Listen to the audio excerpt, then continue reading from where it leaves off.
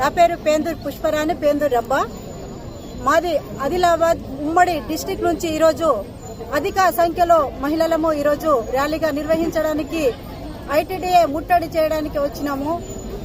ఈరోజు ఆదివాసీ మహిళలు తమ యొక్క సమస్యలు ఏంటో ఉన్నాయి, వీటిని పీఓ గారికి మెమోరాండం ఇవ్వడానికి ర్యాలీగా వెళ్లి ఇవ్వడం జరుగుతుంది.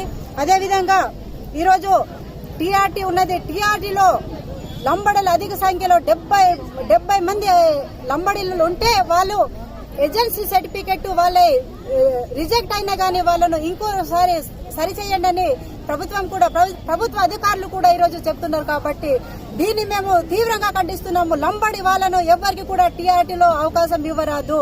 అలాగే మన ఐటీడీలో 1200 సిఆర్టీ పోస్టులు ఉన్నాయి, అవి కేవలం ఆదివాసులకే నియమించాలని ఈ విధంగా మేము డిమాండ్ చేస్తున్నాము.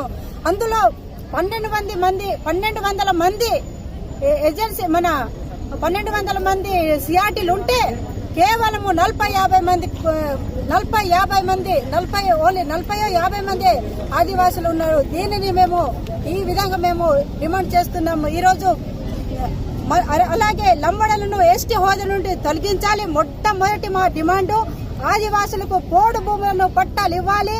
ఆదివాసులకు అన్యక్రాంత భూమి వలస లంబడ గిరిజన నేతల నుండి తీసుకొని పంపిణీ చేయాలి. లంబడలకు ఏజెన్సీ ధృవపత్రాలు ఇవ్వకూడదు.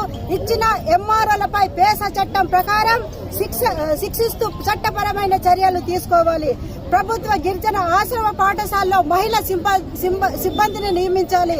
ఏజెన్సీ ప్రాంతంలో మద్యపానం పూర్తిగా నిషేధించాలి.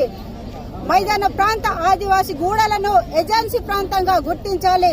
ఏజెన్సీ ప్రాంత ఉపాధ్యాయ నియామకంలో టీఆర్టీలో ఆదివాసీ అభ్యర్థులు ఏజెన్సీ సర్టిఫికేట్ అడగరాదు. టీఆర్టీలో తప్పుడు ఏజెన్సీ ధృవీకరణ పత్రాలు లంబడ అభ్యర్థులను తొలగించాలి. ఈరోజు సాకరలో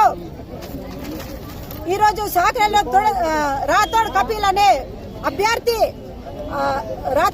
అభ్యర్థి విలేజ్ సాకరా జే hall ticket number 1753113113350 rank 107 number గల అభ్యర్థి ఈరోజు ఎక్కడో మహారాష్ట్ర నుండి వాళ్ళ నాన్న ఇక్కడ ఇల్లరికప్గా వచ్చాడు.